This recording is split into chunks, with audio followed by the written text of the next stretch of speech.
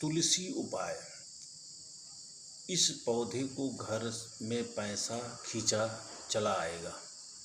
क्या आप जानते हैं कि घर में रखा यह पौधा आपकी गरीबी को दूर कर सकता है। दोस्तों, तुलसी धन और सौभाग्य दोनों का प्रतीक माना गया है।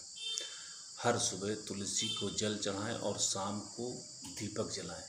ओम नमो भगवते वासुदेव मंत्र का अगर 11 बार जप करें तो इससे घर में सकारात्मक ऊर्जा आती है, धन आन रुकती है और आपके सारे मनोरथ पूरे होंगे। आपके घर लक्ष्मी का आगमन होगा और सभी प्रकार की सुख सुविधाएं वृद्धि होगी।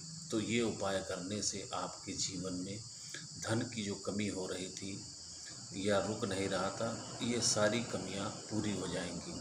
जय प्रभु मंगलम।